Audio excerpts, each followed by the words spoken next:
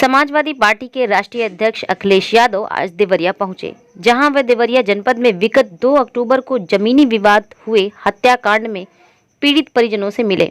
सबसे पहले अखिलेश यादव सत्यप्रकाश दुबे के घर पहुंचे, जहां घटनास्थल का निरीक्षण किया। वहीं मृतक सत्यप्रकाश दुबे के घर पर कोई नहीं मिला। अखिलेश यादव के आने से पहले सत्यप्रकाश दुबे के बेटे देवेश ने अपना एक वीडियो वायरल किया था। वे अखिलेश यादव से नहीं मिलेंगे क्योंकि जब उनकी सरकार थी तभी से उनके परिवार को प्रताड़ित किया जा रहा था। आज पूर्व मुख्यमंत्री अखिलेश यादव फतेहपुर आ रहे हैं दोनों पीड़ित पक्ष से मुलाकात करने के लिए, तो आपसे भी मुलाकात होगी? हम उनसे मुलाकात नहीं करना चाहते हैं। हमारे 2014 में उन्हीं की सरकार में, सपा की सरकार में ही हमारे चाचा जी के मंदबुद्धि थे, बाला फुसला करके बिना पैसे के बैनामा करा लिया गया। और सपा की सरकार में ही 4-4 राइफल निकलवा लिया गया था। और सपा की सरकार में बंदूक के नोक पर ही उन्होंने हमारा घर बनवाने जा रहे थे, हमारे घर को भी रोक दिया, क्योंकि जब तक बंटवारा नहीं हो जाएगा तब तक हम घर बनवाने नहीं देंगे। हमारा खेत हरदम कब्जा करा करके हरदम कटवाता अपना रखता था, गोली सटा करके, हथियार सटवा करके हमारे पूरे परिवार को पीड़ित थे हम लोग थे। और इन स्कूल के ज़मीन में, वन विभाग के ज़मीन में अपना महल खड़ा कर दिया था। अच्छा, तो आप उनसे मिलना नहीं चाहते? नहीं, हम मिलना नहीं चाहते हैं, क्योंकि देखिए उनसे मिलना भी हमारा उचित नहीं है। हम उनसे मिलना ही नहीं चाहते क्योंकि हमारे जान माल का भी हम खतरा है। वहीं अखिलेश यादव ने सत्यप्रकाश दुबे के मृतक परिजनों को फूल चढ़ाकर श्रद्धा सुमन अर्पित किया। इसके बाद अखिलेश यादव का काफिला मृतक प्रेम यादव के घर पहुंचा, जहां अखिलेश यादव ने प्रेम यादव को श्रद्धांजलि दी। उसके बाद 1 घंटे तक परिजनों से बातचीत की। फिर उसी कैंपस में पत्रकारों के साथ बातचीत शुरू की और कहा कि प्रेम यादव की हत्या कैसे हुई यह भी उजागर नहीं हो सका। उन्हें धारदार हथियार से मारा गया। दोनों का घर काफी दूर है। अखिलेश यादव ने कहा कि भाजपा के लोग इस घटना से राजनीतिक लाभ लेना चाहते हैं। मैं बीजेपी के नेताओं से पूछना चाहता हूं कि जब विकास दुबे की गाड़ी पलटकर एनकाउंटर हुआ था तो उनके परिवार से मिलने गए थे। आप लोग इस तरह का भेदभाव फैला रहे हैं और इसका राजनीतिक लाभ लेना चाहते हैं। बीजेपी के लोग बहुत छोटे लोग हैं, चश्मा लगाकर देखते हैं। यह तो घटना में राजनीतिक लाभ देना चाहते हैं। इन लोगों को दोनों परिवारों की मदद करनी चाहिए, भेदभाव नहीं करना चाहिए। जिस समय घटना हुई उसके बाद सभी चैनल, टीवी और सबने जानकारी देना शुरू कर दिया। मुझे याद है मैंने डिस्ट्रिक्ट मजिस्ट्रेट का वो बयान सुना, जिसमें यहाँ के डिस्ट्रिक्ट मजिस्ट्रेट ने कहा कि घटना के बाद रिटेलिएशन में दूसरी घटना हुई है। तो ये विषय शासन, प्रशासन और न्याय के लिए महत्वपूर्ण इसलिए बनता है कि अभी तक सरकार जो जीरो टॉलरेंस की बात करती थी, घटना पहली कैसे हुई उसकी भी सच्चाई अभी तक सामने नहीं ला पाए। प्रेम यादव का मरना, उन्हें घर बुलाना, उसके बाद किसी धारदार हथियार से जान ले लेना, उसके बाद आसपास के क्षेत्र पे ये सूचना मिल जाना कि उनकी जान चली गई, लोग गए और उसके बाद ये घटना हुई। मैं मौके पे घटना में पहुंचा हूं, देखा है मैंने। उस परिवार के रहने का और उस परिवार में जो घर बना वो मैं देख करके आया हूं। वो घर और ये घर जहां प्रेम यादव थे दूर था। आखिरकार किन परिस्थितियों में वहां जाना पड़ा उन्हें? क्या वजह थी कि सुबह ही सुबह वो मौके पे चले गए? अगर किसी की नियत मंशा ये थी कि उसे हमला करना है, या उसकी नियत और मंशा ये होती कि उस पर हमला होगा, तो वो तैयारी से जाता, किसी भरोसे के साथ, और अपनी मोटरसाइकिल से यहाँ से वहाँ प्रेम यादव पहुंचे। उसके बाद उनकी जान ले ली गई। मैं यही कहना चाहता हूँ इस मौके पर, मुख्यमंत्री जी का गृह जनपद है, मंडल मत बोलिए, क्योंकि दूसरा जिला, बगल का जिला भी घर मानते हैं। देवरिया, गोरखपुर, कुशीनगर, महाराजगंज, वो अपने आप को दावा करते हैं कि वो घर है उनका और जनता ने वोट भी दिया उन्हें, लेकिन जीरो टॉलरेंस वाले लोग इस तरह की भेदभाव फैलाएंगे, इस तरह की घटना होने देंगे और फिर उसका राजनीतिक लाभ लेना चाहेंगे आप। ये जितनी भी तस्वीरें आई हैं, जो बीजेपी के नेताओं की आई हैं तस्वीरें मैंने देखी हैं और लोगों ने चर्चा की उन तस्वीरों को देख करके, बीजेपी के लोग घटना से राजनीतिक लाभ लेना चाहते हैं। मैं उन्हीं बीजेपी के नेताओं से पूछना चाहता हूं कि जिस समय विकास दुबे उसकी गाड़ी पलटा करके इनकाउंटर किया था, तो क्या उसके परिवार के लोगों से आपने गले लगाया था, गले मिलने गए थे आप? और याद कीजिए वो जगह कानपुर देहात की, जहां एक पिता के सामने उसकी पत्नी और उसकी बेटी की जान ले ली बुलडोजर ने आग लगा करके। क्या ये बीजेपी के लोग उनके परिवार के लोगों से गला मिलाए लगे थे जाकर के?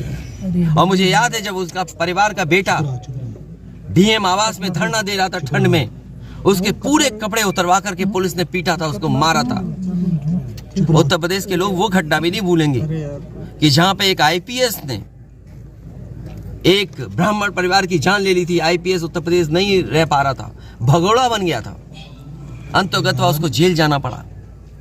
तो बीजेपी के लोगों से मेरी यही सलाह है, बहुत छोटे लोग हैं, किसी के दुख में चश्मा लगा करके तुम दुख प्रकट करना चाहते हो, इससे ज्यादा घटिया काम राजनीति में कोई नहीं कर सकता।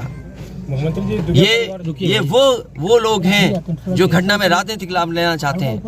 मैं तो कहता हूं अगर ये निष्पक्ष हैं और जीरो टॉलरेंस इनके मन में है अगर, तो दोनों परिवारों की मदद करें और भेदभाव नहीं होना चाहिए। आप बुलडोजर से इस घर को डराना चाहते हैं। सवाल घर का गिरने का नहीं है, सवाल आपकी नीयत का है और आपने अपने फैसले में ये स्वीकार कर लिया है कि आपके अधिकारी गलत थे और गलत अधिकारियों अगर नहीं थे वो अधिकारी गलत, तो बताइए आपको 20 अधिकारियों को सस्पेंड करना पड़ा, जो अधिकारी यहाँ रह भी नहीं रहे, कभी नौकरी किए थे।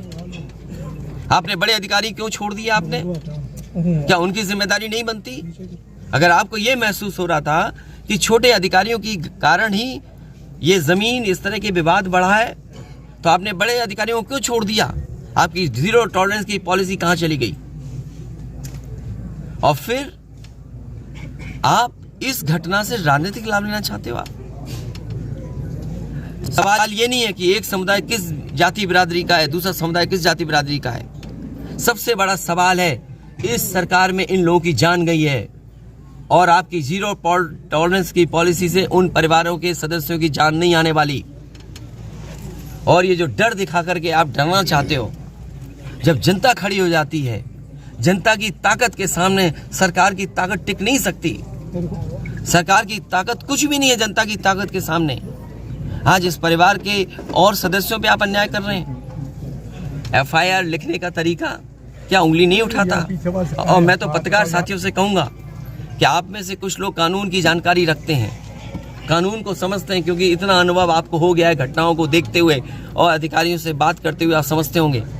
सोचिए, परिवार एफआईआर नहीं लिखा पा रहा है, क्या उसकी पत्नी की एफआईआर नहीं लिखनी चाहिए थी?